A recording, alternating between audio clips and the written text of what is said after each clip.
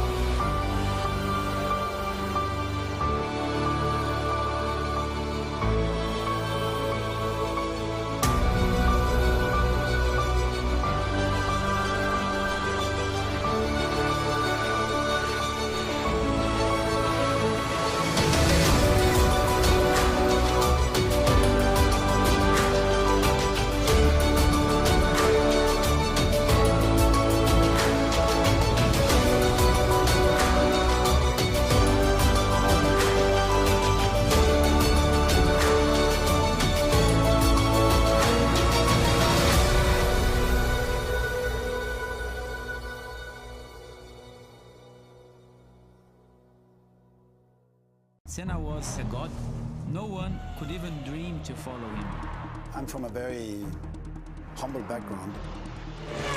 The role of women at that time were really difficult. It's just so dangerous. You are risking not only your life, but also my life.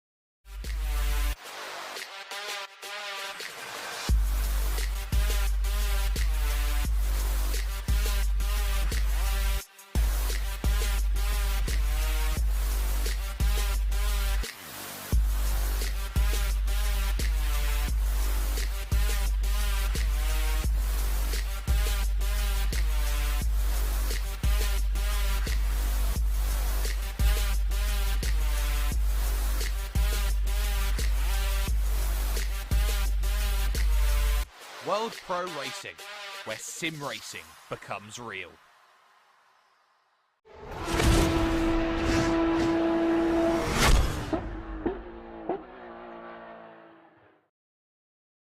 Good evening, ladies and gentlemen, and welcome back to World Pro Racing. It's Wednesday night. It's time for USF 2000 Series Championship action with Alex Goldschmidt and Chris Buxton, your official commentators for the next 4 weeks. Firstly, our sponsors, we must thank profusely once again, as always. So, Gaming Malta, Thrustmaster, GT Omega Racing, HyperX, where we're all gamers, and AMD. Warm welcome to all our viewers on the World Pro Racing feeds. That includes Facebook Live, YouTube and Twitch, and of course to our viewers on esports television, motorsport.tv and TVM Sports in Malta. Good evening, Chris. How are you, my friend?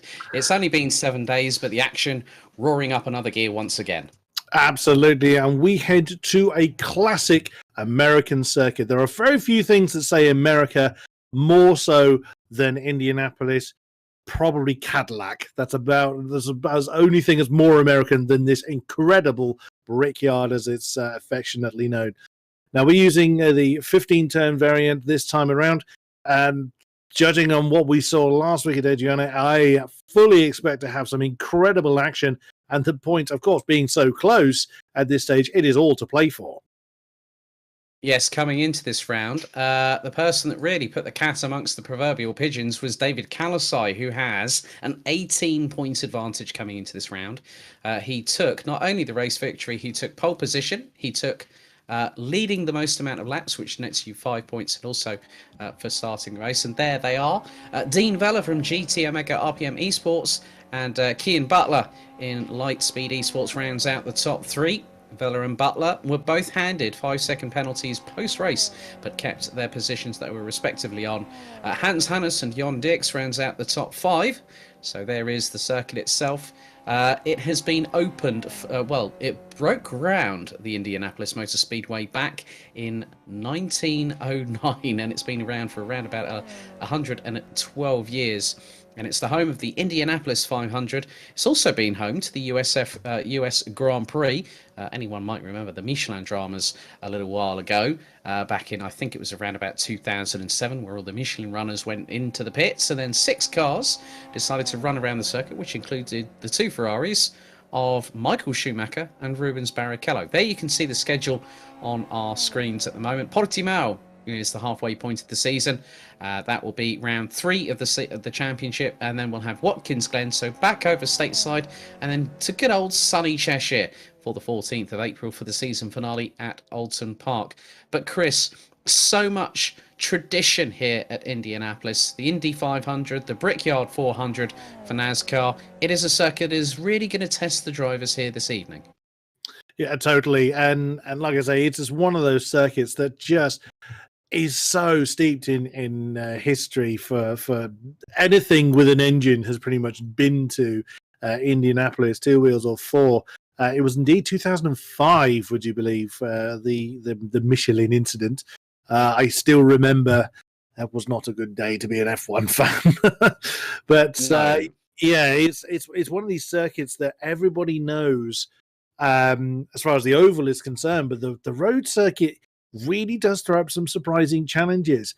It's not necessarily one of these tracks that kind of in the DNA of a racing driver. There's some tracks that everybody knows: Monza, Spa, Portimao to certain degrees, Silverstone. There's some tracks that if you're a racing fan, you know what they are, you know what they look like.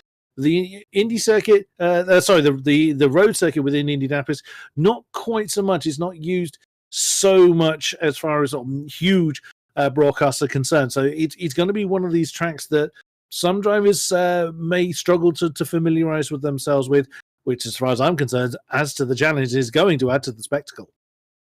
Yeah, this particular circuit, was actually opened on August 12th, 1909, so it will celebrate its 112th anniversary this coming summer. It is the host of the GMR Grand Prix for the IndyCar Series, the Indianapolis 500, the NASCAR Cup Series Brickyard 400, the NASCAR Xfinity Series Pennzoil 150, and also has hosted sports cars in past years. The Intercontinental GT Challenge Indianapolis 8 hours. And the way that Roger Penske and his corporation have now actually got ownership of this circuit was a big coup for not only for American motorsports but also for IndyCar in general. Very true, and centered around this circuit was when IndyCar had its the Indy racing scene had its split, didn't it? There was CART and Indy, two racing series that rivaled each other, and a lot of the sort of controversy around those organizations was who was going to race in Indianapolis. It holds that much importance as far as sort of American domestic racing, but like I say, it has far greater reach, fascination and appeal. Formula One, prime example. So it's just one of those tracks that holds so much importance. Such an integral part of American history. Yeah, especially with the captain, Roger Penske, taking over, steering the ship at Indianapolis. But really, the biggest question I've got for you, Chris, and don't worry, I'm not going to put you on the spot and say who's going to win tonight, because that's an uncertainty. We both know that through our travels as commentators. But now we're going to head on to free practice. It's not just about the banking that Dean Veller's just about to go on to. It's also about the infield section. The infield section is not easy, especially through turns 1 to 5, and then you have that hairpin at 6. Yeah, and this is the part that the drivers will be really need to familiarize themselves with. Now, that sounds like a bit of an obvious statement, but like I said earlier, it's a track that isn't necessarily ingrained in the DNA of everybody, because it's not a series it's not a circuit rather that sees a lot of publicity, certainly particularly outside of America. So as we see Dean Veller now coming into turn 1, you've been on the gas for quite a while. It's very easy to fly off into the into the polystyrene boards that separate this circuit from the oval. Coming through 2 and 3, they can pretty much floor it, forget about it up until then turn 4. Now, the track does get deceptively narrow in some places, particularly here. Now, it looks wide from this camera angle, and these cars are quite small, so it won't necessarily feel like very claustrophobic. But side by side, in places like this, will catch some drivers out. Now, they're coming onto one of the straights, so we've come out turn 7, heading down towards turn 8, so you can see the heading over to the right-hand side. Now we're into another very twisty section. So drivers are going to be jostling for position on those straighter sections, and the straights aren't all that long. We're not using very much of that oval banking. So drivers are going to have to very much know how to handle the curbs, know how to handle the corners properly, which, again, sounds like an obvious statement. But because you don't have long straights to rely on to try and kind of slipstream or make up any time. I mean, the start-finish straight is quite long, but the circuit itself being 15 corners long and quite a few kilometers in length, they can't just rely on that start-finish straight to try and make up for any errors. As we now switch to David Kalasai, our round 1 Supremo. We can argue not at the top of the tree at the moment, but this is just practice. I mean, it's not exactly a gaping chasm that separates himself from Dean Veller at the moment. And there you go, to your 1.5 minute laps, and he's separated by less than a tenth. That's still a pretty good effort. But will David have some challenge this time around? There's a bit more longer straights this time than we saw last time on Adriana. But even still, there's a lot of twisty parts. So how are they going to set the cars up is going to be an interesting thing as well. Do they try and set the car up to be very efficient in the corners? Like I said, there's 15 of them. Or do they try and go for a skinnier wing setup to utilize those longer straights? That's going to be an interesting challenge for our drivers. Very much the case. That's very much sort of like saying, are you going to put minimal drag on, like, say, at Monza? Now, we had a little bit of a jest about colours. Here's my highlighter. Here's Casey Lagarde's livery. Now, Rainer Resser caught the brunt end of the stick last night at the Nightmaster 2. So sorry, Rainer. But, it is a bright livery. You can probably see that right through Google Maps if you tried. But Casey Lagarde, currently 15th in the standings, didn't have a good run last time. No, certainly not. Vance last time didn't even start the race. Vishal Patel, I know, is actually off in Marienborg in Belgium. Was due to compete last night as well, so in the Nightmaster 2. So Vishal Patel, along with a few other regulars, the likes of Alex Johnston, who have been competing here on World Pro Racing. Some are actually getting back to real life racing, but they have assured me through multiple DMs on Discord or Twitter or Instagram, they've said, we will be returning, don't worry about that, we're not going to leave you all in the lurch. That's what we like to hear. Now, Casey Lagarde in the number 3 from Matrix Motorsport now is up by just under half a tenth, quickest through sector number 2 as number 3 puts on the brakes into the right-hander, just coming off of the banking, then through into the next left-hander, then it'll be a sweeping right. They'll be able to put the car to the left-hand side as wide as humanly possible, and Casey Lagarde looking to get closer and closer to Dean Vella. Goes across the line, a 1 minute 37.565, puts the number 3 up to 9th position. There's Kian Butler, and he's up by nearly 2 tenths in Sector 1 already. So, Lightspeed esports driver. Oh my goodness me! Now that's nearly 6 tenths, and that at the moment predictively can put him up for what would be a 1 minute 35.8. Oh no! Compromised. Yeah, that's Darrell Russell, I believe, in the 21. That's just compromised it, and Kian Butler decides to exit stage right and hit the escape button. That would have been an absolutely brilliant lap and would have put him below the 136s there, Chris. That's a great shame. That was looking like an absolutely storming lap. But again, remind me, this is just practice. We may not, well, I say may not, we probably haven't seen the absolute blistering pace of everybody just yet. As we look at Rusil Vieira from Atlantic Motorsport, the 27 car, just coming through turn 8 now. 3 tenths down on the pole time in Sector 1, but still a personal best. So pushing on and looking to improve. 7.5 tenths from the top spot as Dean Vella has now just come back out on circuit to utilise the last 4.5 minutes of this session. Purple Sector 2, very nicely done for Rue there. Now, where did Mr. Vieira? Oh, and that's gone wrong. That's exactly what I was saying. Unfamiliarity with the circuit. He's overcooked that one off the banking into turn 13 and hit the grass.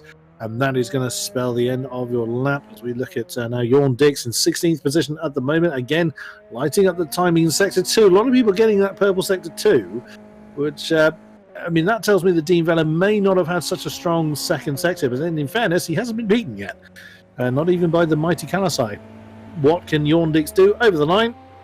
And that is a 36.7 that puts him up into 5th position, just 0.02 of a second behind Kian Butler at the moment. Yep, Jorn Dix actually was the only driver that scored 5 points for consistency at Adria International Raceway just 1 week ago. And that puts him level with Hans Hannes in 4th place overall. But Hans Hannes currently in 8th as Andy Birch goes P6 with a 1 minute 37.056. And all the way down to Unison Racing's Alexei Maizin in the 4. Top 9 at the moment, Chris, covered by just over 8.5 tenths of a second. That is not bad at all, if that's a precursor for what we can expect to see in the race. As we see our current top of the board, I say pole sitter, it's not qualifying, so currently top of the tree, riding on board now. The car does shake around. It's not quite that bumpy, but it's not entirely smooth, the Brickyard. But again, it's more those curbs that'll catch the drivers out. We get a lovely onboard lap now. It's gone through 1, 2. That's the sweeping right-hander of 3. Now into the slower one of 4. You see just controlling the tail end of the car, just opening up the steering to keep the car pointing the right way. Now through 5 into 6. So we get the in picture as well. So just hugging that apex. He wants to stay over to the left-hand side to then catch the apex quite nicely for 7. Let the car wander over. Not all 4 wide line. Not all 4 wheels over the white line. That is not allowed, as he then switches back over to the right-hand side for turn 8. 90-degree left-hander. Car slightly misbehaving, but catches that one quite nicely. Now, again, these guys are taking that 9, 10, 11 contact quite well. Wow, that was very close to all 4 wheels off the white line. But look at the times, though. He's lighting up the sectors very, very well. 0.5 tenth up in the first one, nearly 4 tenths up in the second. Now, we've seen some laps go wrong here, and again, you saw the tail just get very loose as he's coming off the banking and into that second infield part of the turn 13. That's where it went wrong earlier for a few drivers. Now onto the last turn, flat out. Just keep the steering angle nice and steady. Don't scrub off. Scrubbing off as little speed as possible. This is likely to be a new top time. It's a 35.7 to maintain, or 0.7 of a second between himself and Kalasai, who's yet to return to the track. Well, even if he does, he's not going to be able to set a time. Oh, there's a few people squabbling for some track space. Tananel Casasalu, a little bit of a lockup there, currently in third. It's going to be a fairly decent improvement from his previous time by the look, as he lost a couple of tenths from the pole time. So this could see a fairly decent improvement on his overall time. Let's see what it is.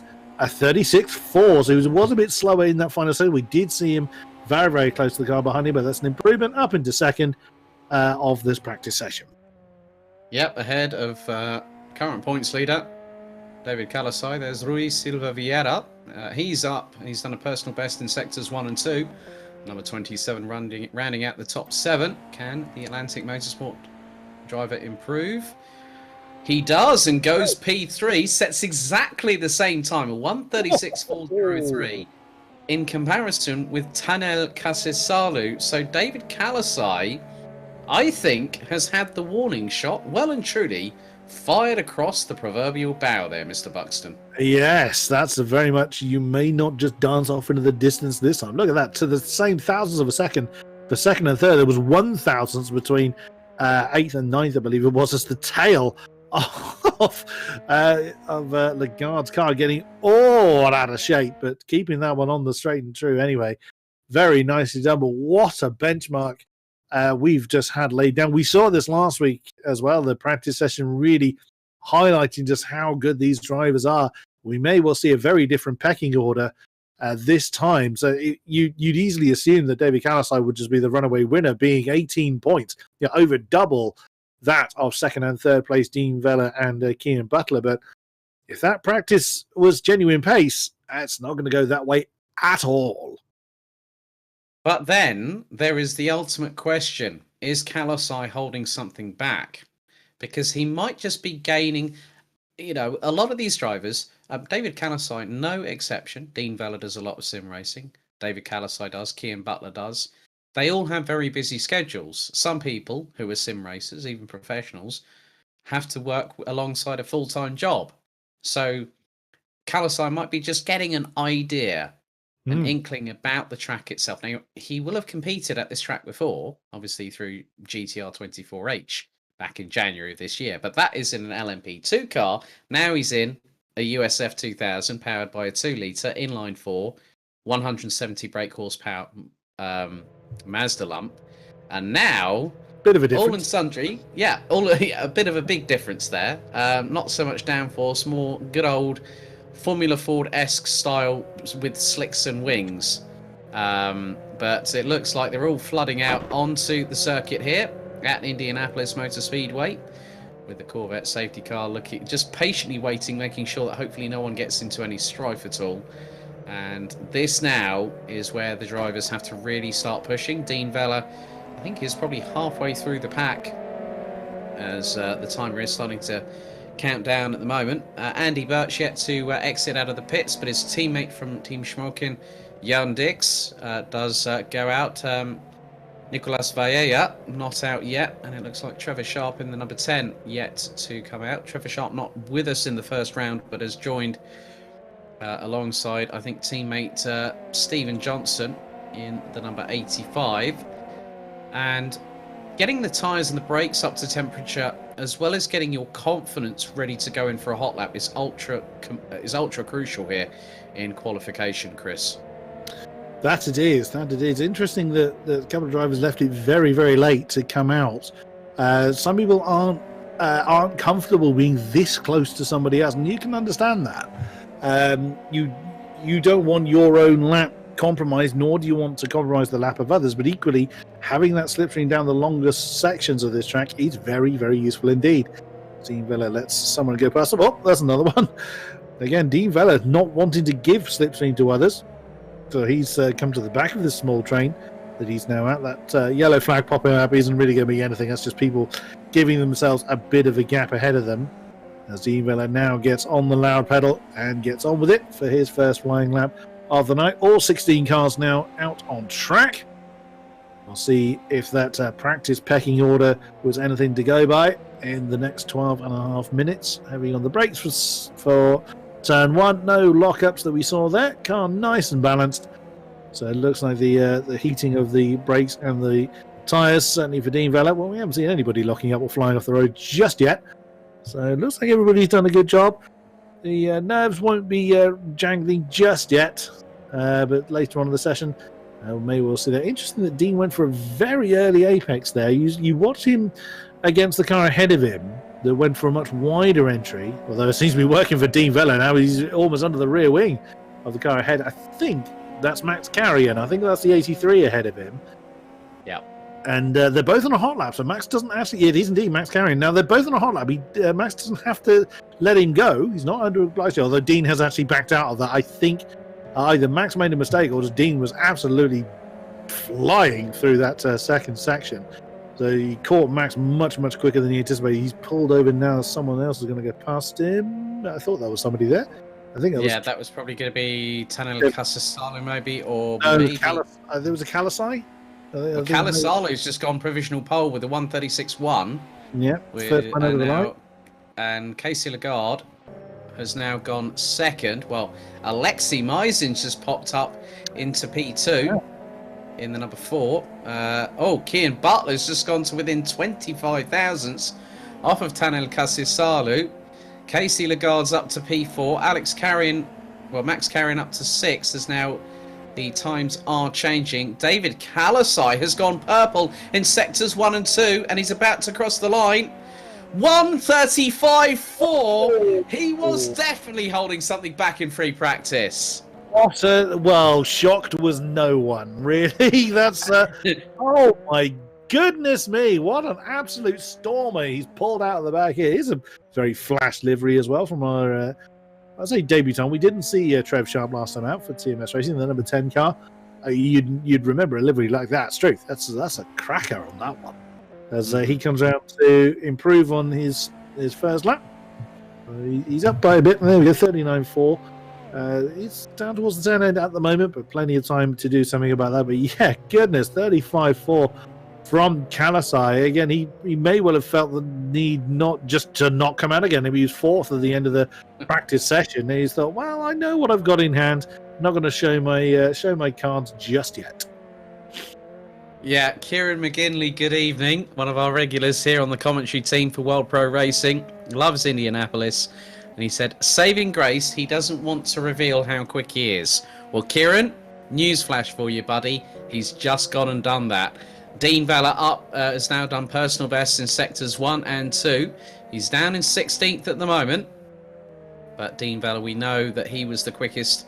And it was a 1:35.7 he put in free practice. So how close will he be to David Kalasai? And will he beat Tanel Casasalu? As Casey Lagarde goes P9, Silva Vieira P2 for the 54 from GT Omega RPM Esports.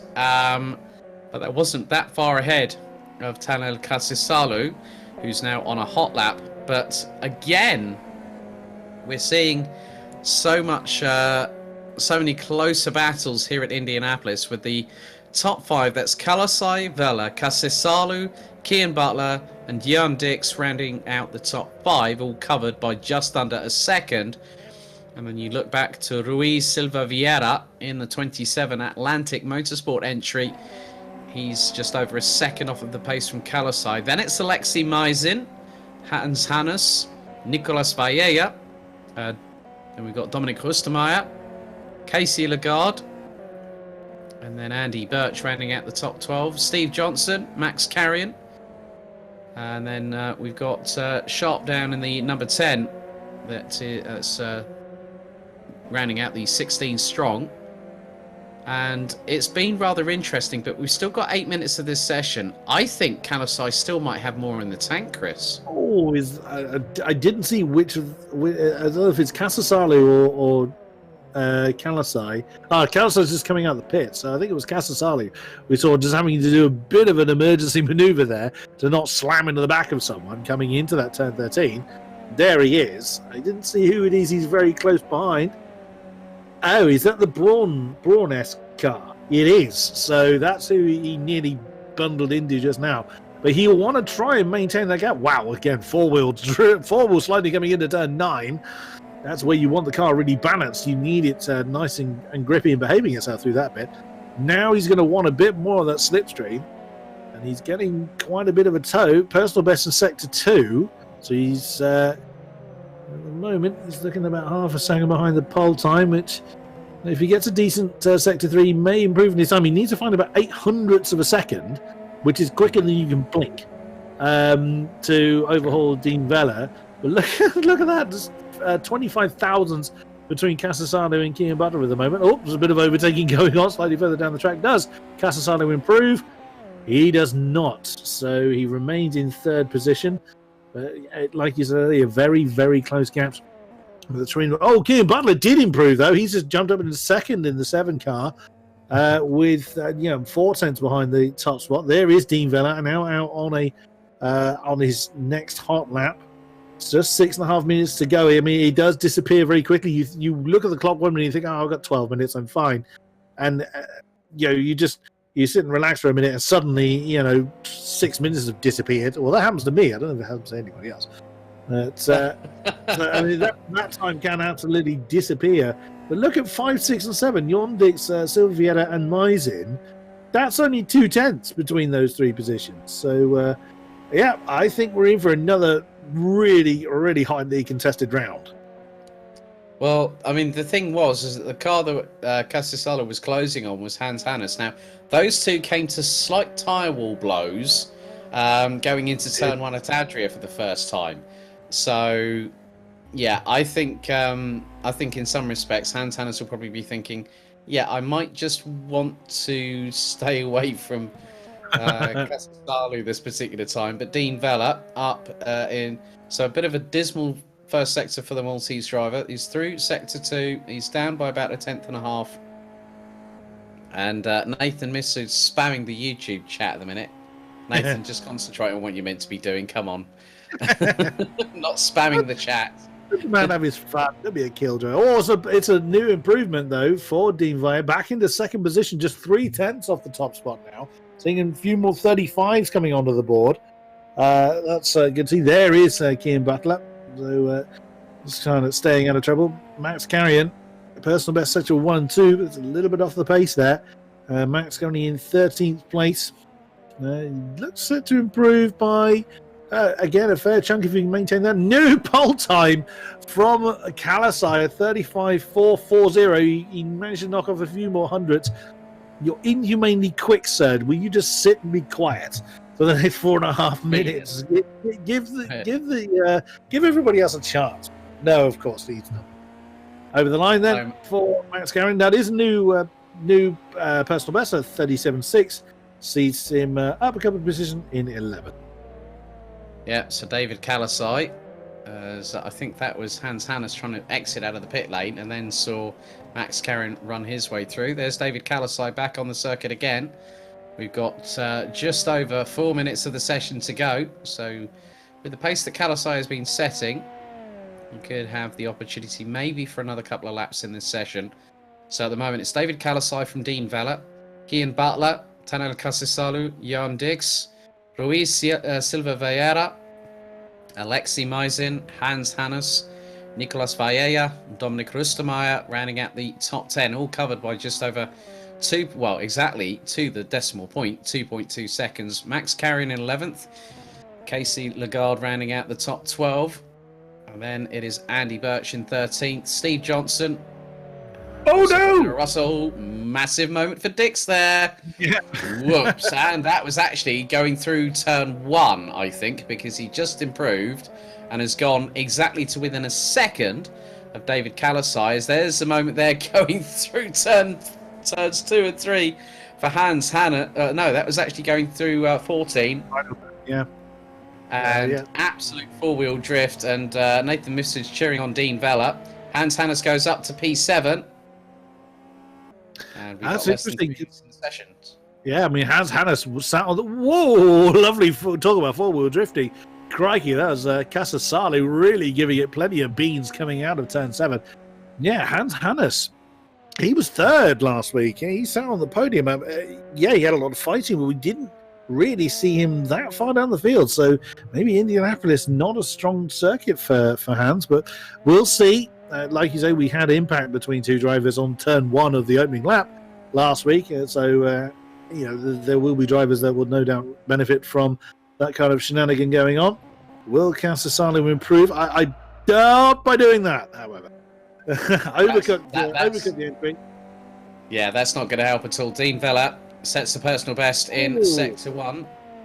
And less than 400ths of a second behind Kalasai. Oh, that's close. That's very close indeed. As now he's still in the twisty stuff, about to head onto the banking, and using as much curb as you are allowed before your lap gets invalidated. Dean Vella down in Sector 2 by nearly 3/10. He's coming into the final couple of corners, but he'll have another chance at a flying lap here, Chris, and that could be rather important because he won't be happy because now David Kalasai will pick up another 10 points for a second successive pole position, which will put him on 44 points. So Dean Vella's thinking, what on God's green earth do I need to do to beat David Kalasai? And he gets closer. It's a 1 minute 35.802, and he still has got a lap in hand. He's very close in sectors 1 and 3. If he just tidies up the middle one, he'd be fine. And again, look at Roy Silva Vieira's sector 1 time, only 800ths off the pole time. It's gone wrong somewhere in sector 2, so he's likely just to ignore this lap and then go again.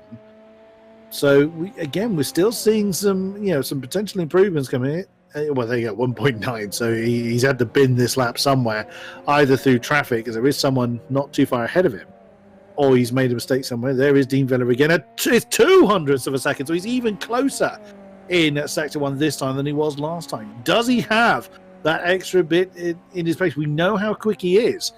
He came home second last time, so we'll see if he's able just to find that extra bit to dethrone Kalasai, who's obviously remained in the pits only 20 seconds or less than that. Well, that's a lot of drifting going on coming out of turn 11, but does keep the car on the black stuff.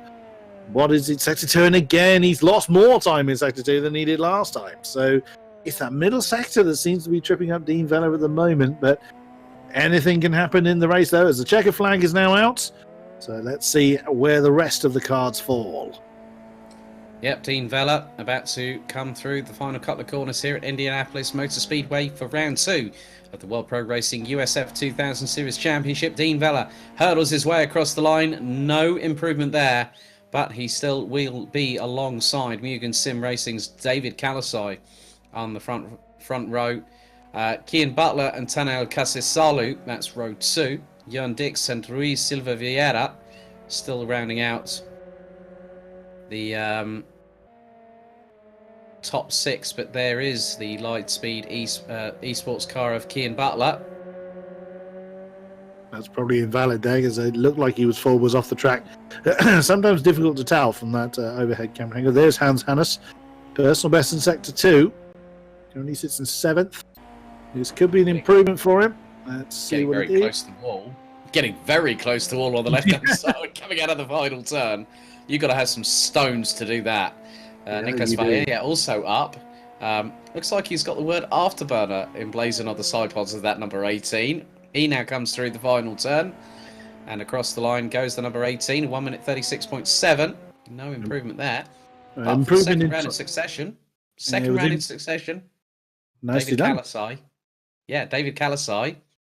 44 points to his credit so far. That's a big gap. Yeah, it's now down to Dean Vella and Kian Butler. My apologies, Dean, for getting your surname wrong there. That's the thing when us commentators get rather excited. We tend to jumble words around, don't we, Chris? Yeah, we invent new drivers and weird siblings and such like people on the fly. It happens. Yeah, 44 points for David Kalasai before we've even turned a wheel in anger at Indianapolis, and such a only a 5-week season. That's a big gap to overhaul. But being that he built that gap so quickly does mean it's not impossible to do. One bad round for Kalasai, or if for whatever reason he can't make it one week, that gap's gone. So he can't just sit on his laurels and just let the car do the talking. He has still got to put the times in. But there it is. There's the grid. As we're going to see, Kalasai once again leading the way. Dean Vela in second. So row 2 will be Kian Butler and Tanel Casasali. Jorn Dix and Rui Silva Vieira. Row 3, Hans Hannes and Alexi Maisin. Row 4, Nicolas Vieira and Domenico Rustemeyer round out the top 10. Take on row 5. And that's only 2 seconds from top to 10th. Max Carrion and Casey Lagarde in the highlighter flavoured car. Take on row 6. Andy Birch and Stephen Johnson row 7. That's, again, there's only a couple of tenths between those two. So there's fighting going to be going on everywhere, I think. Darrell Russell and Trev Sharp, the newcomer, take on the back row. Right. Time to get ready to rumble here at the Brickyard. Yeah, quite appropriate you use those words here, because that's definitely a boxing standout, as in let's get ready to rumble. When it comes to the main well, ladies and gentlemen, welcome to the main event of the evening. Yes, that is the case, because we've got a 30-minute sprint race. For those wondering about further information about our events upcoming, such as the 2 hours of Mount Panorama this coming Friday, we'll be back for round 3 next week, actually, and it'll be the final day of March, the 31st, for round 3 at Portimao. We've also got German Fest happening next Tuesday, which is the 30th of March, which will have the BMW M6 GT3, and it will be held at the Nürburgring Grand Prix circuit. We also have the first round of the HyperX Open Series taking place next Friday, and the first race, if memory serves me correctly, is Monza. So, or is it actually? Yeah, we've got German Fest 9th of April, and we've got the Italian job next Tuesday, which is 2 races, one at Monza, one at Imola. And you have to use, there are still slots available for the race for the 2 hours of Mount Panorama on Friday, still available. So head to worldproracing.com for further information. And if you've got a Assetto Corsa Competizione, you have a gaming PC, you have a sim rig, come and join us. It's free to enter, and there are prizes on offer, courtesy of our good friends at HyperX. And they say that we are all gamers. Well, I don't have a sim rig, but I do love talking about sim racing. But Chris, coming back to the race tonight, 30 minutes, a different challenge in comparison with Adria a week ago. Qualifying has given us an indication of what's going to happen. Kalasai's back on pole position, Bella's alongside, but it's the all-important runs to turn 1 that could start unfolding the chapters before our very eyes this evening. Yeah, totally. If we recall back to Adria, that the run between the line and the first corner is really, really short. No such luck here. It's not long in motorsport terms by and large, but it's long enough for these cars to be doing a fair amount of knots by the time they get there. So they're having to not only just think about where they would normally brake, they've got to think about those around them. Again, sounds like an obvious statement. It's all well and good saying that when you're stationary, but in the heat of the moment, you've got so many things to think about. Where am I in relation to my braking point? Is there anybody else around me? Oh, this person's made a mistake. Are they going to fly into my tail? Etc. So there's a lot to be thinking about into lap 1, turn 1. And especially if you've had a bad start and you're suddenly swamped by people that you're not anticipating, it's a really hard thing to practice for. So then it's just all down to racing instinct. And we saw last week it didn't quite go according to plan for a few drivers. We saw bits of car being discarded before the first lap was even done. So someone like here in Indianapolis, where you're doing a fair amount of knots when you get to turn 1, that could be interesting. Yeah, Dean Vela definitely does not want to be losing the front end, right-hand end plate of his front wing this evening, because that's going to be one of the biggest things. The aerodynamic efficiency of these cars, however limited they might be, that is going to be one of the things that they need to preserve. It's all about mechanical sympathy, but you try telling that for a racing driver over a 30-minute sprint race, you've got another thing coming entirely. However, if you are watching on YouTube, why not give this video a share? Why not like the channel? And also hit the subscribe and the notification bell. That will give you all the relevant notifications of when future events are coming up here on World Pro Racing. I think very shortly we will be heading to the grid at the Indianapolis Motor Speedway. Kalasai has further extended his lead to a whopping 28 points over Lightspeed Esports Kian Butler and GT Omega RPM Esports Dean Vella, who round out the top three. And what's more interesting, they have been the ones that have been at the sharp end of the grid in the first two evenings so far. Obviously, we've got a race ahead of us, Chris. The unpredictability factor here in Indianapolis is second to none. Absolutely, and you've also got several areas where the turns are very close to each other. So the 13 and 14 very, very close to each other. 1 and 2 very, very close together. So if you make a mistake, you're far more likely, unless you've absolutely flown off the road and into the grass, or deciding you're going to do the overlap instead, where one mistake is much more likely to affect somebody else, because there's several places where the corners are really, really close together. It's very easy to dump the throttle too much and spin the rears up, particularly early in the race. So, yeah, this is why we love motorsport, isn't it, as spectators, and certainly as commentators, because it's not all cut and dry, it's not all done and dusted until that final checkered flag falls. Yeah, it's time to dot the I's and cross the T's. It's time to get ship shape and Bristol fashion here on World Pro Racing as we anticipate the start for round 2 of the USF 2000 series. David Kalasai and Dean Vella are on the front row ahead of Kian Butler and Tanel Kasesalu. That's the top 2 rows. Row 3, it's Team Schmokins, Jon Dix in the 14, and Atlantic Motorsports, Luis Silva Vieira in the 27. Hans Hannes and Alexei Maizin in the 91, and the 4 round out row 4. Nicolas Valleja in the 18 and Dominic Rustermeyer in the 92. That completes the top 5 rows and thereby completes the top 10. Max Carrion will be in 11th. You've got Andy Birch in 13th, Steve Johnson in 14th, Darrell Russell in the number 21. He starts 15th. And last but by no means least, Trev Sharp in the number 10 from TMS Racing completes the 8 rows, 16 drivers with 30 minutes on the clock, and it will be a standing start just like last time. And here, Chris, it's going to be a little bit of a longer formation lap than what we had at Adria just a week ago. Yeah, just a little bit, yeah. But I mean, some drivers are able to handle the nerves. I personally get very nervous at this point because I want to get on with it. I think we spoke about this last week. This is a point where I as a driver, I tend to get really nervous. Just the slow build up. You of course you're warming your tires, warming your brakes, you're doing all that stuff, but you can't help but think forward onto, okay, what am I going to do if, or this, just reminding yourself where your braking points are. I can't help but get just that little bit nervous at this stage, which of course can lead to mistakes. Who's going to hold their nerve? Some people revel in it, and I salute those that do. Some people thrive on the pressure and on the build-up that this phase leads to. So, it's going to be all down to the start. We had, I think, some of the best starts came from second or third row last week. So now the track is quite a bit wider, certainly initially, but everyone's going to be aiming for that first turn apex. And of course, if they get if they're compromised into turn 1, they want to try and hold the inside lane for turn 2, and then they might be strung out to dry in turn 3. So turn 1 may not necessarily see the end of those initial battles off the line. So lots to look forward to. Yes, indeed. Normally, when you have 2 going into the first turn, 2 abreast here at Indianapolis, it is basically hold on for dear life.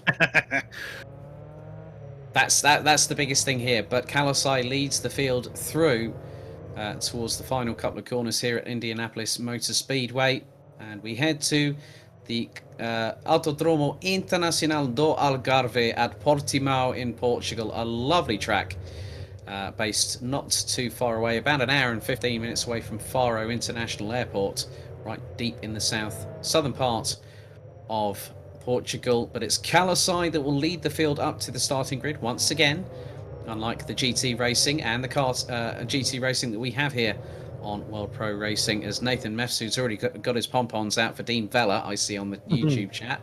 Hashtag Let's Go Vela. Well, who is your money on tonight for racing here this week at the World Pro Racing USF 2000 Series Championship here at Indianapolis Motor Speedway? Alex Goldschmidt and Chris Buxton on commentary duties as they now start lining up into their grid positions. A few other drivers getting ready and set as we await for the remainder of the 16-car grid to get in. We now anticipate the start here at the Brickyard, owned by the captain, Roger Penske, and the Penske Corporation. So, very shortly, the revs will start to rise. And they're off and away, and it's a good start from Kalasai. But here comes Kian Butler. He's trying to go one way, trying to go the other. Nearly making it 3 abreast, and Kian Butler trying to go up the inside of David Kalasai into turn 1. Dean Vella towards the outside. It's 3 abreast for the first row, but Kalasai takes the initial advantage. Vella runs wide going through turn 1, and that allows Kian Butler to close in on him, but Kasisalu nearly comes to blows with him. Jon Dix having a bit of a ding-dong battle of his own right with Silva Vieira. As Kasisalu through turn 3 goes very wide, and that's Jon Dix up the inside saying thank you very much, and then onto the grass goes Kasisalu. Oh, and Silva Vieira manages to keep away from him. How on earth did Kasisalu hold on to that one? But he just clashed wheels with Vieira just there and then. But Kalasai strikes away into the distance with an initial lead over Dean Vella and Kian Butler. It's a repeat of Adria all over again. It is, but without the discarded carbon fiber this time. I didn't see any discarded car parts at all. But what a start. That was a cracking start from Kian Butler in particular. He had the inside line, but he broke very, very early. He decided that discretion is the better part of valor. There's Casey Lagarde up to 10th position now in the highlighted coloured car. Lots of people to try and get a slipstream off of. Have a look on the inside line down to 13. You need to be much more alongside someone to make that move from that far. But look how squiggly some of these cars are at this early stage. Dean Vella already feeling the need to defend. It's Kian's now cut on the inside of him, coming through that final turn. He had a great run through that final sector. He's not quite got the legs over Dean Vella at the moment, but there's the onboard from Kian Butler's perspective. You can see that Dean Vella's only just got the momentum, but can he outbrake Dean Vella into turn 1, side by side as they come through the first turn. But Dean Vella's going to have the inside line, and that's compromised Kian Butler's run. You saw how much he was fighting the wheel to keep the car steady, and now he's under pressure for that 3rd position. Yeah, that's Jon Dix just behind him, and then that looks to be Vieira just behind as well. Kasisalu down into what is now, that was a moment and a half for Kian Butler, but he kept that planted, mashed the throttle, span up the rear wheels, and that pulled him right up close and personal to Dean Vella. There's Silva Vieira, and he's got Kasisalu breathing down his neck. Hans Hannes just behind in the number 91. Down the back straightaway, as it looks like Kasisalu trying to get the inside line through on Vieira, but Vieira keeps it planted to the outside, now into the apex for the next right-hander.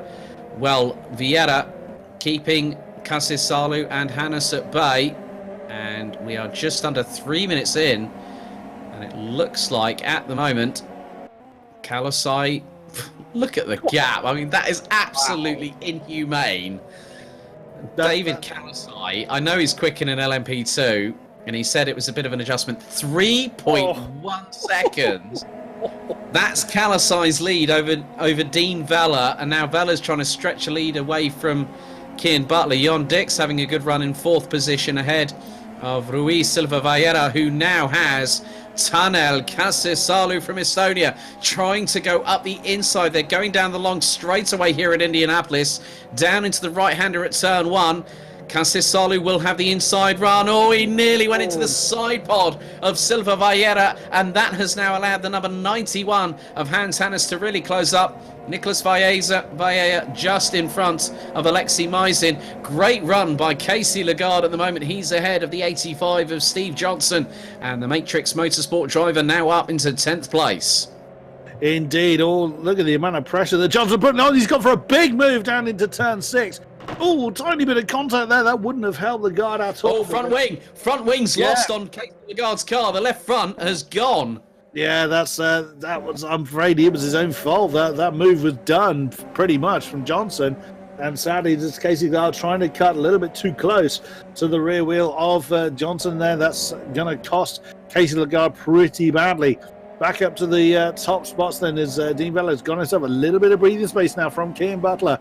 4th place, Jorn Dix. 5th place, Silva Vieira as well. They're not too far apart as that's Casey goal. Big spin. Oh, wow. I did say that if you make a mistake, you're more likely to affect several people's race. I mean, he's got a lot of track to turn onto there. But I suspect that Casey Garford's 2nd week in a row, he's met grief early on. And I suspect he's going to spend quite a while in the pits after that one. Yeah, well, luckily enough, Dominic Rustermeyer was going past him at a massive rate of knots. And Lagarde's spin. Let's just have a look at the replay here. Okay, so this is with Johnson. Okay, there's the contact that loosens and dislodges the left front wing end plate. And you can just see he's trying to close on Johnson right there. Down the back straightaway. Now, Dominic Rustermeyer is just behind, where Casey Lagarde actually loses. So you're going to see, you can see how hard he is on the brakes going through the twisty stuff, is the number 3 from Matrix Motorsport. And there is where the first moment happens. And he takes a little bit of excess curb there. Coming through, he just goes onto the grass. The back end steps out to the left, pitches the car to the right. Oh, and Dominic Rustermeyer was so lucky, and so were the 2 other cars behind. But Casey Lagarde now having to languish at the back part of the field, but looks to have sharp, as there's more dramas here for Casisalu. He's got Silva Vieira, Hanus, and Nicolas Vieira. They are all battling over 5th position. And if I'm honest here, Jorn Dix hasn't got away from this quartet quite now. He's got a tiny bit of breathing space, but he needs to really use this opportunity to the maximum he can. Look at this great 5-car battle going on here.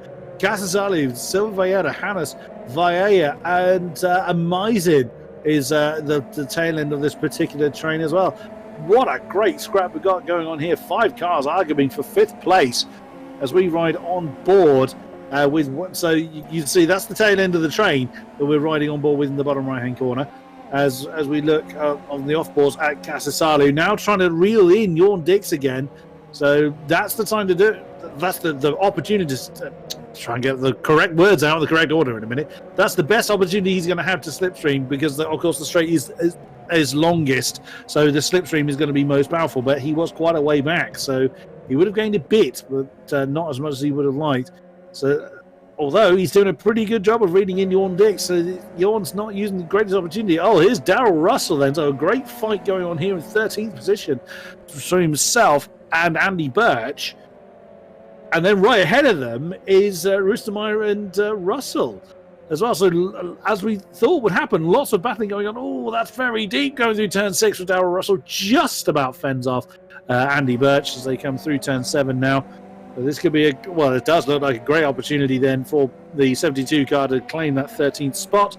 Bit of slipstream, gone for the inside line. That should be a fairly straightforward move. Darrell Russell doesn't fight up on too long. He's realised that move is done, and that's Andy Birch up into 13th. Yeah, and things are getting even closer between 4th and what is 9th position. There's David Kalasai, and with 8 minutes completed of the race, he's already got a 4.5 second gap over Dean Vella from GT Omega RPM Esports. Kian Butler from Lightspeed Esports looking a bit lonesome. He's about 1.2 seconds off of Vella at the moment. But this battle here, now this is 4th, 5th, 6th, 7th, 8th and 9th. As now, Hannah's looking towards the inside of Silva Vieira, going in towards turn 1, as now Vieira goes up the inside of Maisin going through into turn 1. Will the number 18 get through? Not quite. Oh my goodness me. Now this is a battle that I foresee could go on pretty much for the entire race. I think we had that with Dean Vella and Kian Butler last time at Adria, because everyone else was four-wheel drifting, going through the likes of Quadro Uno and Quadro Due. But here at Indianapolis, it's a completely different kettle of fish altogether, as now Rustermeyer coming under fire from Max Carrion in the battle for 11th position. They're going through turn 6 and then into the right-hander at 7. Max Carrion's really put, he's got the bit between his teeth, hasn't he? But kicks up a little bit of dust coming through turn 7 and onto the back straightaway, and we're on board in the picture-in-picture as he's closing on Rustermeyer once again. for P11. And they are, and they've also got Steve Johnson in the firing line as well. So that's a three-way battle for 10th place going on. Oh, wow, that's gone all wrong suddenly for Rustermeyer. I wonder whether we couldn't quite see from the camera, but I think he went a little bit too deep into turn 8 and could not get back in front of Max Carrion quick enough. So he essentially just had to let that one go. And again, that just shows how easy it is to make a mistake. All of these drivers are very, very quick drivers. So it's very easy under fire to make that kind of mistake. And you only have to miss your braking point by a tenth, a few meters. And that can send you miles out of where you want to be. And you lose so much momentum. And some places, such as, coming out of that final turn, momentum is all key. As we look at it again, and there you go. So he has indeed gone too deep into turn 8 and really had to correct the car quite heavily, which has lost all that momentum. And down into 12th went Dominic Rustermeyer. So nowhere near out of it, of course. Long, long way to go yet. But those little mistakes can be very, very costly. Yep, Casey Lagarde unfortunately has retired from the race. The 3 from Matrix Motorsport, the car back behind the wall at the Brickyard. So we're down to 15 runners and riders. And there is David Kalasai, still leading. And he's done a fantastic job so far. I did say, and I did call it right, that he was holding something back. Kieran McGinley, I think, also had the same inkling as me. And let's have a look at this replay that's just coming through here. Here's Casey Lagarde, and that's through turn 7. He's going to go down the back straightaway. Oh, the car just decides to smack the wall on the right-hand side. And, yeah, the front end just quite literally gets obliterated. And that is Casey Lagarde's retirement from the race. A real shame. He will pick up another point for starting the race, but will be at the bottom end of the table at the end of it. Top 13 score points. And Dean Vella still trying to do his utmost. Can still see David Kalasai in the distance as we've got 18 minutes and 20 seconds to go. But Jon Dix now coming under pressure from, it's not Tanel Kasesalu, because in the meantime, look, there's an absolute dogfight going on between Vaya and Maisin has got past Vaya in the 18 going into turn 1, and now can see Hans Hannes, but no, Nicolas Vaya pulls it round the outside through turn 2. Vaya with an absolutely inhumane overtake round the outside of Alexei Maisin. Maisin had him done going through turn 1, but Vaya went, hold my beer. Denied, sir. Thou shalt not pass, good sir. Well, the problem they're giving themselves is that they are beginning to try. Look at the gap that's now formed between Vaya and Hannes. Hannes is very much concentrating on Kasasani for that 6th position. Oh. There is Valla's got a penalty in the meantime. Oh, dear. There. Vaya is now out of this battle. So that's going to give Maisin an opportunity to try. He'll get some clean air. So Vaya, that will be a drive-through. Possibly more than likely for... Right, okay, race control are now bringing through penalties, and Vaya is... this is as a result of the incident with Hans Hannes, as Vaya goes shot cutting off the track. Right, drive-through for Vaya for causing an avoidable collision, and that was with Hans Hannes in the number 91. So that now means that Vaya has to serve a drive-through penalty. That will mean the likes of Stephen Johnson, Max Carrion, and Dominic Rustermeyer, along with Andy Birch, will now overtake Vaya, and Vaya will have to battle for probably at highest 9th place, as now Rustermeyer being swamped all over the back of his rear wing, and there goes Andy Birch in the 72 up the inside. Oh, lock up the brakes from the 72, but well, that was definitely smoking on the right front tyre for Andy Birch right there. That pun was definitely going to be used at one point or another this season. You know that, Chris. Yeah.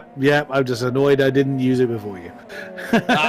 There's still plenty of time for us both to use it, mate.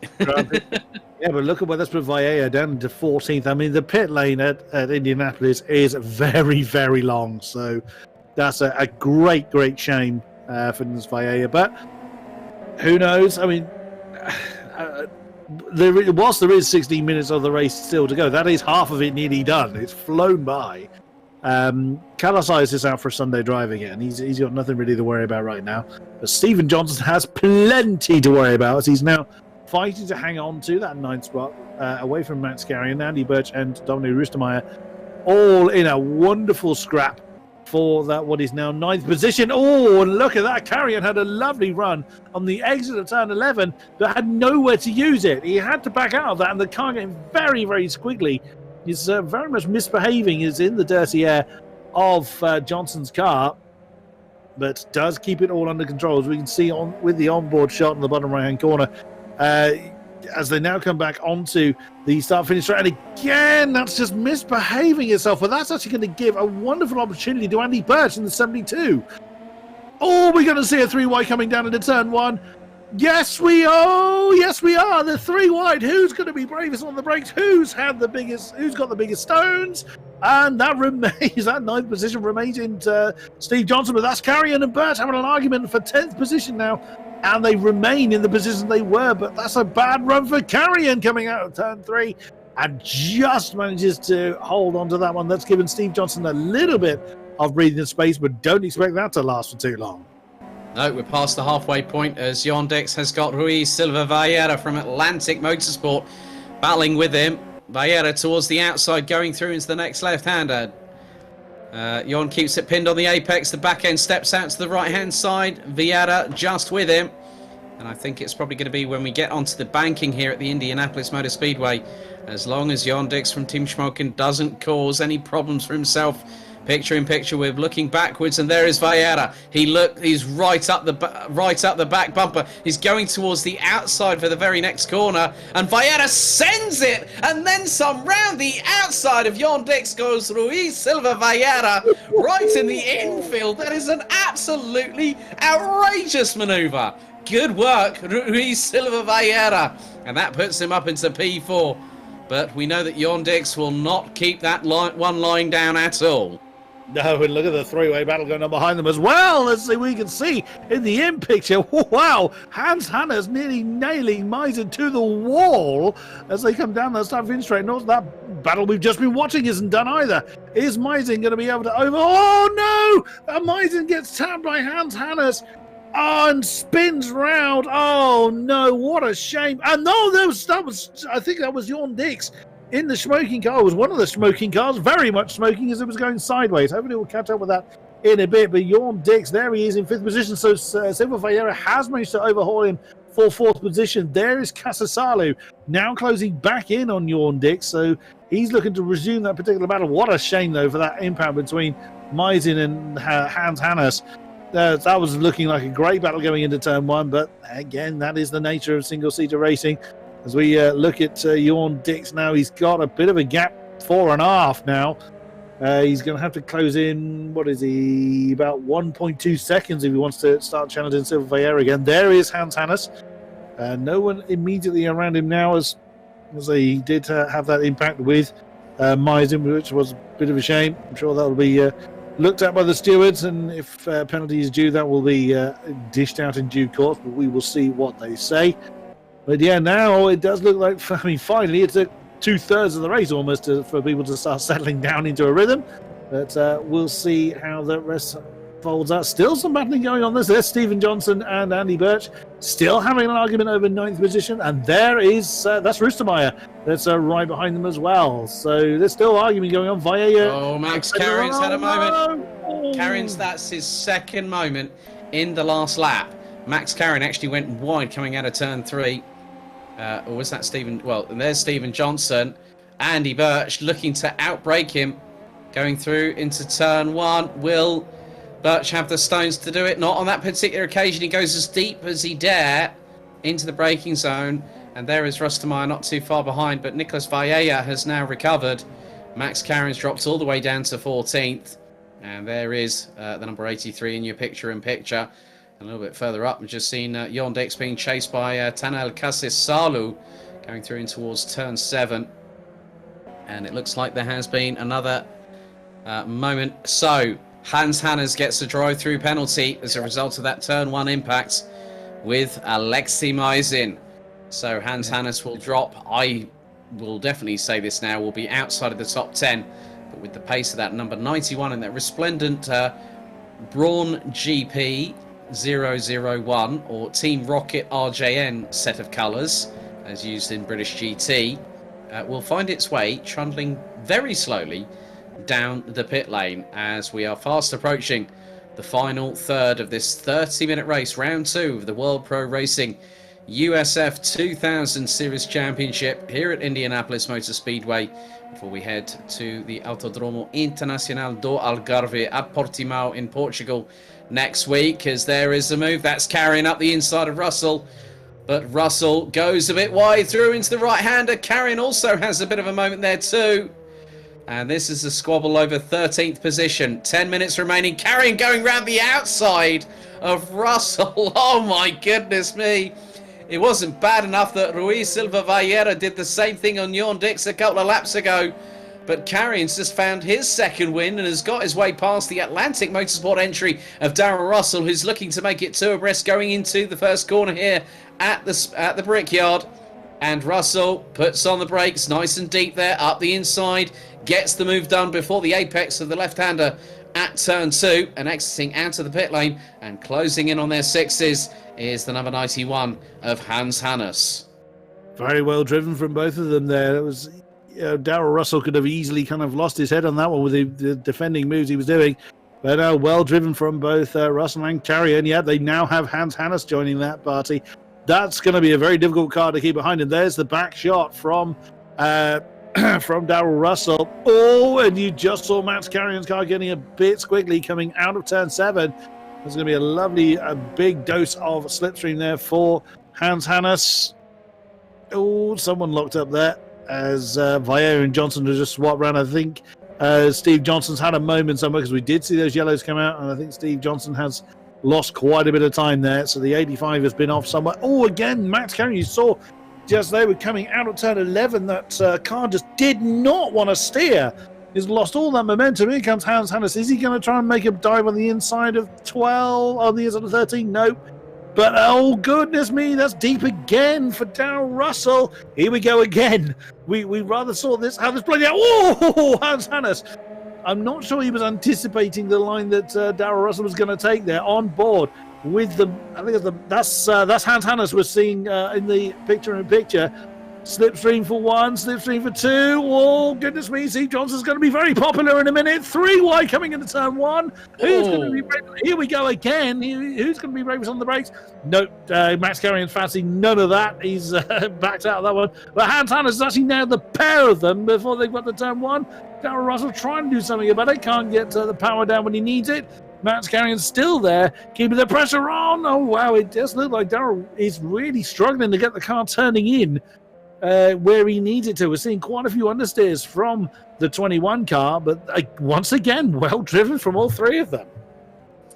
Well, my goodness me, that is just showcasing how tough it is. There's a moment there for Max Carrion going through the right-hander at turn 7. He took a wallop of grass and kicked up the dust whilst doing so, but this battle for 12th position now being led by Hans Hannes as we go on board with Max Carrion from the roll hoop on the USF 2000. It's a Van Diemen chassis, as there's a moment there for Darrell Russell. Oh, he definitely did not want a tank slapper at that particular moment going through the twisty stuff. As we now head on through the right-hander here and head onto the iconic banking for the shortest of proverbial moments before slamming on the brakes down a couple of gears. Oh, that's a move and a half if Carrion's going to try and send it past Darrell Russell. Not on this particular occasion. Oh, he nearly bumps into the back. Oh, and Carrion has a moment. The back end steps out to the right-hand side. And Max Carrion has got to do all that work again. Now, I've just seen that Cassis Salu has just ended up in the pit lane. Now, is that for repairing damage? So, and I've just been informed. Oh, Jon Dix, not very much flavour of the month for race control. Oh dear. An incident between him and Silva Vallera. Jon Dix gets a 10-second post-race penalty as Tanel Kasisalu rejoins.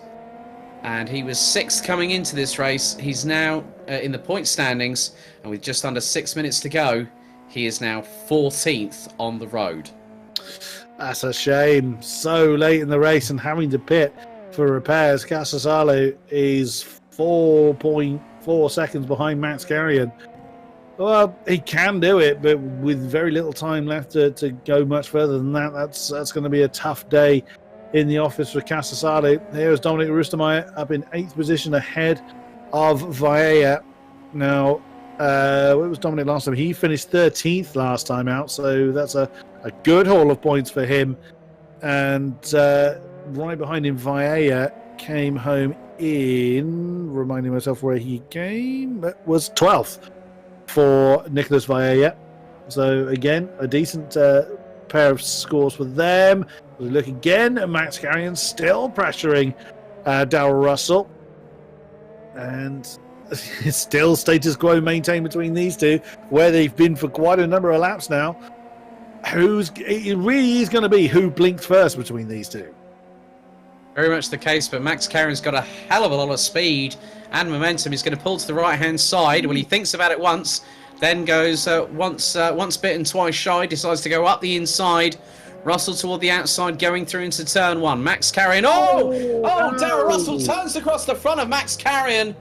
And I think that is going to be a penalty possibly coming the way of Darrell Russell there, because Carrion was alongside him enough, and that would have, in the eyes of the race director, probably given him the right of way. And that, you could tell by the amount of pace that Max Carrion had right there, Chris. The move was on. I think it was just Darrell Russell just got unsighted. He turned in, realised it was too late, and there comes enter stage left, Max Carrion. We're going to see it from this replay here now. You can just see, Carrion, I think, was enough alongside. Wouldn't you agree? Very much so. He was almost completely alongside there.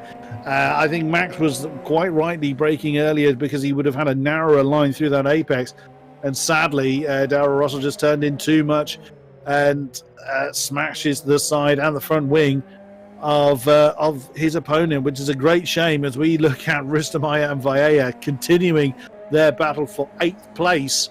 And what a great scrap they've had for quite a while. 3.5 minutes left to go. It's been a tremendous race.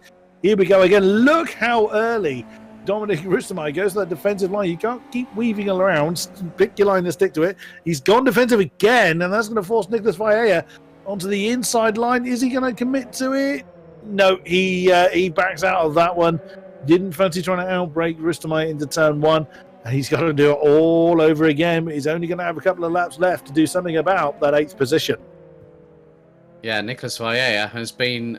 he's had the bit between his teeth, hasn't he?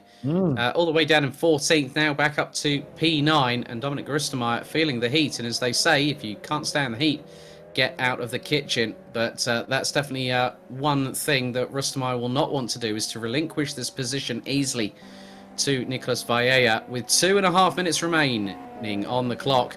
David Calasai leading Dean Vella by just over 2.8 seconds as Nicholas Vaea looking up the inside again of Rustemeyer after the back straightaway through the left-hander at turn 8. No dice going through there. Into the right at 9. Through into the left at 10. And then we got turn 11. The 90 right here before they go through. And there is more battling. Max Carrion, Darrell Russell, and that looks like Tanel Casisalo. More blows again! More clashes again. Carrion this time on Russell, and Tanel Casisalo says, "Thank you very much, sunshine. That'll do." Oh no! As Carrion has come together, I think Carrion was very much the innocent victim on that second impact. Indeed. Oh dear! It's all gone horribly wrong, and Max isn't moving either. So big trouble there for him as we now look at Vaea and Rustemeyer once again continuing their battle for 8th position. Whilst we were looking at the battle for what was 12th between Casasali, Russell and Carrion. It's a shame that ended the way it did, because that was looking like a great 3-way battle, but we'll let the stewards figure that one out. I don't envy them that particular job. Vaea doing everything he can. Oh, and that's a bit deep for Rustemeyer. Can Vaea get alongside? No, not quite. Coming out of turn 4 into 5. We've seen a big move into 6. Is he going to try and switch back? No, he thinks better of that one. Oh, but he has gone with the inside line. Rustemeyer's gone very, very wide. And finally, Nicholas Vaea, with all the pressure he's been putting on Rustemeyer, and finally the number 18 is up into 8th place. So we've got less than 60 seconds of round 2 of the World Pro Racing USF 2000 Championship. David Kalasai on the final lap.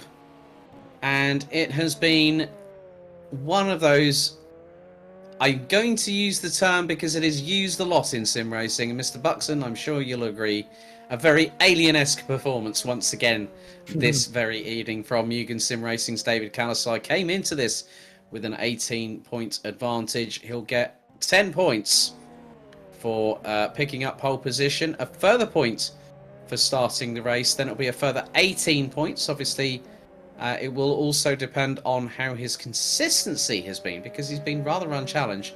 And I would hazard a guess that he's also taken the fastest lap, so he's going to have quite a few points. I think he's going to be close to 70 as the timer now hits 0. That was Dean Veller I'd spotted in the background there, but David Kalasai from Mugen Sim Racing in the 25, you know, he has come here, done the job, and that is all that has been asked of him. He's done exactly what he's needed to do, and Chris Buxton, he's remained untroubled since taking pole in quali.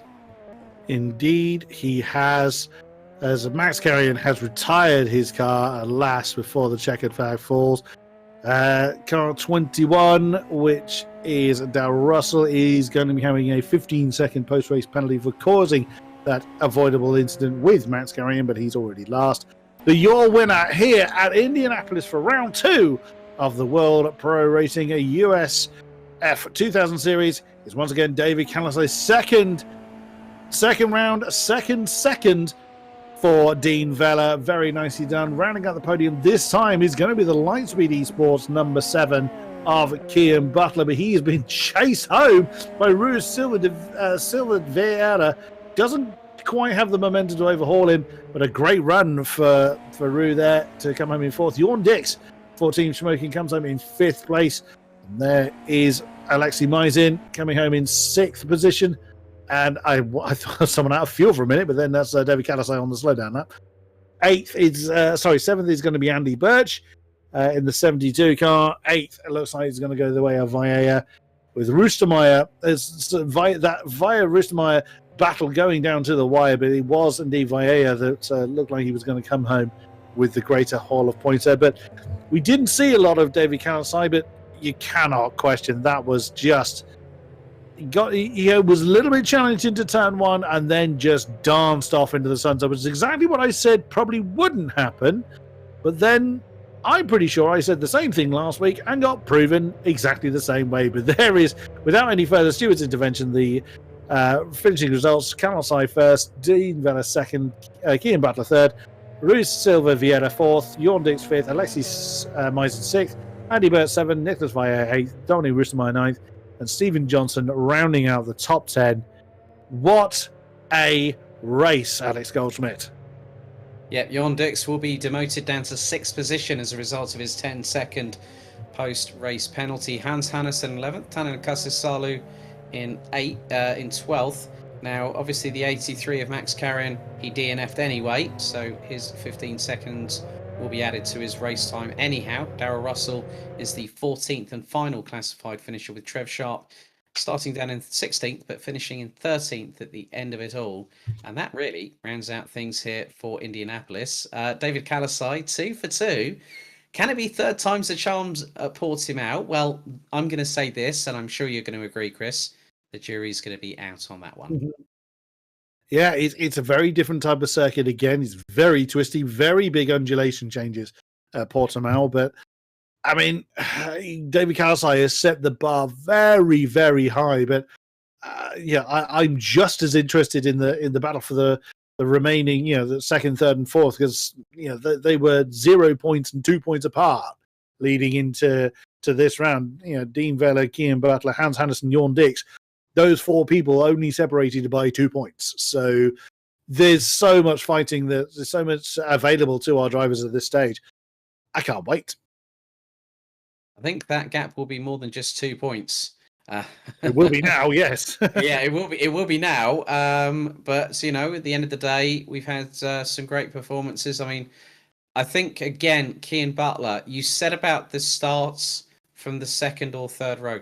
Kian Butler again for the second race in succession, managed to do so. Well, speaking of Cian Butler, Cian is with us. Also joining us is Dean Vella. So first of all, let's head to Cian Butler. Cian, again, another lightning start like at Adria, but you finished up in third position at the end of it. A very different race to what we had last time out last week.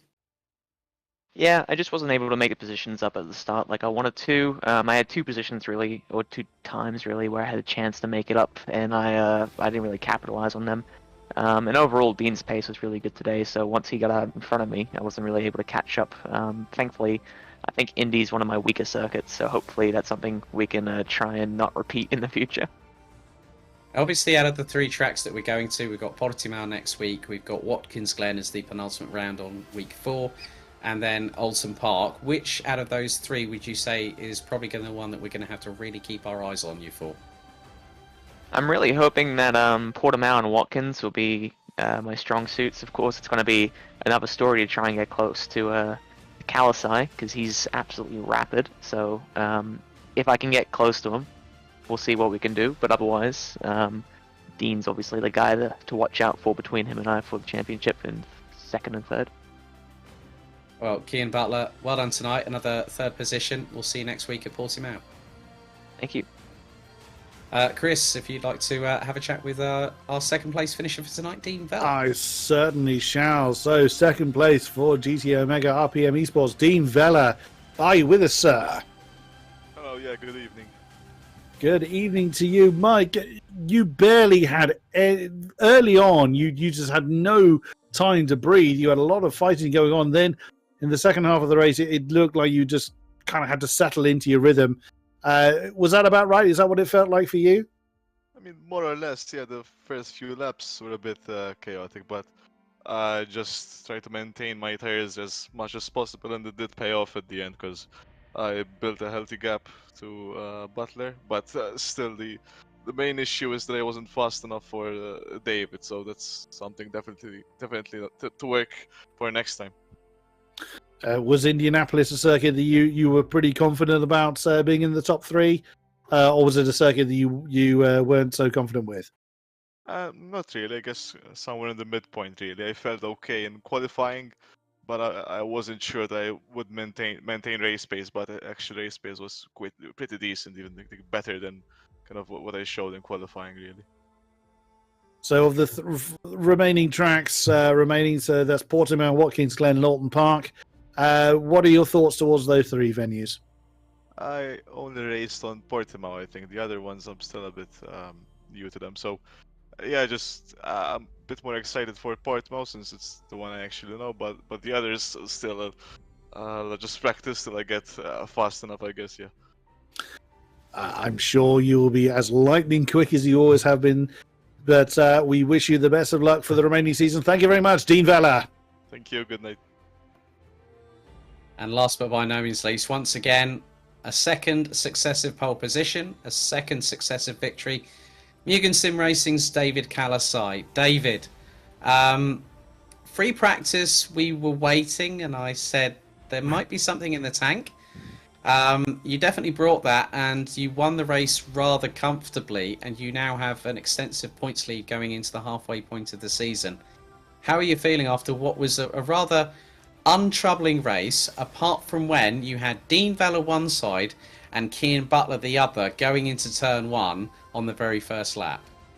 It was a pretty tough one because I thought Dean will hold that car next to me and he will dive, but he didn't, and I was fortunate because I could gain much gap between us and maintain that gap on the entire race, but I wouldn't say it was an easy one for me, because I saw on the map, on the mini map, that I had the very same pace as Dean and Cian had, and I had to push like hell. But actually, I had to take care of the car and my driving, because if I had had a big mistake, they had been on my mirror.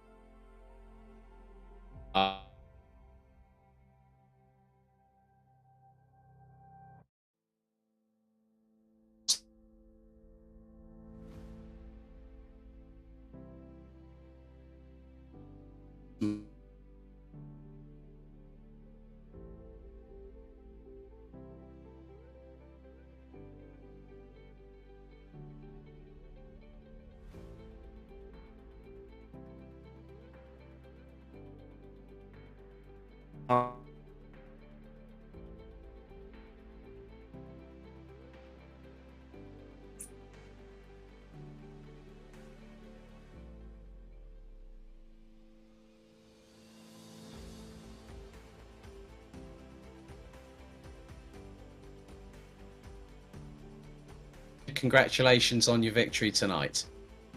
Thank you very much.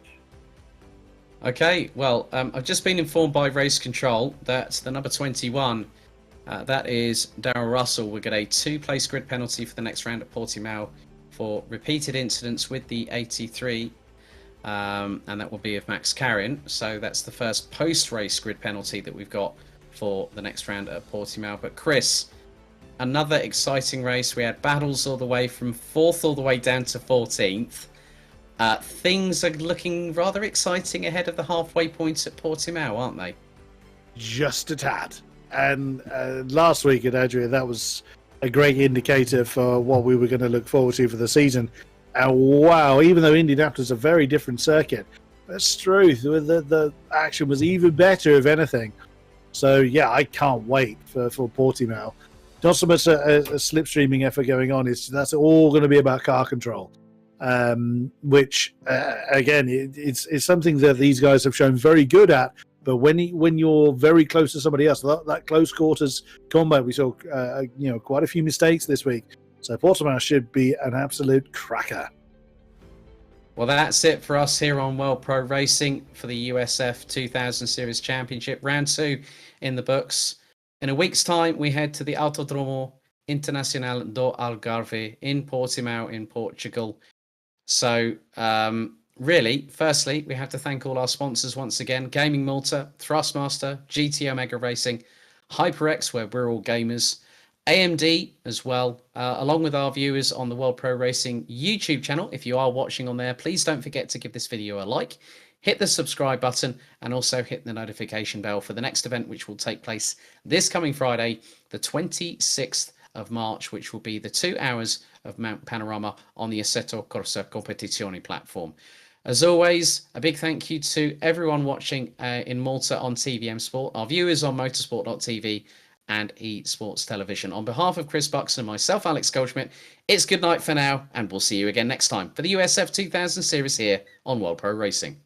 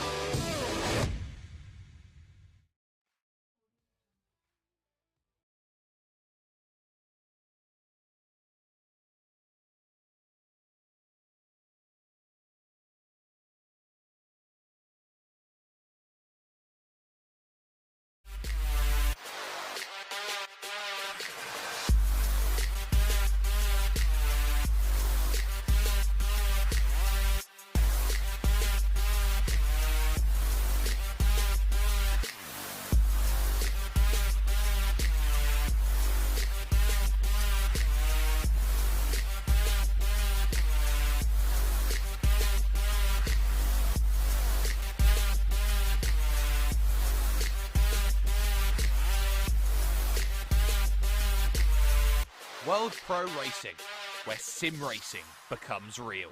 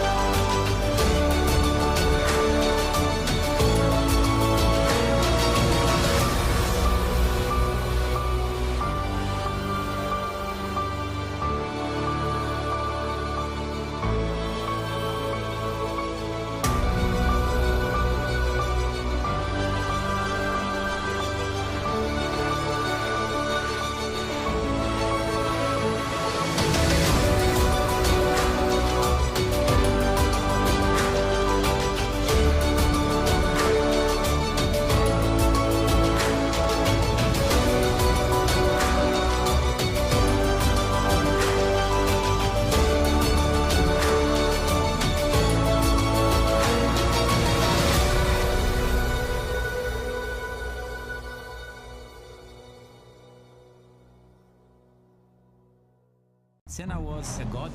No one could even dream to follow him. I'm from a very humble background. The role of women at that time were really difficult. This is so dangerous. You are risking not only your life, but also my life.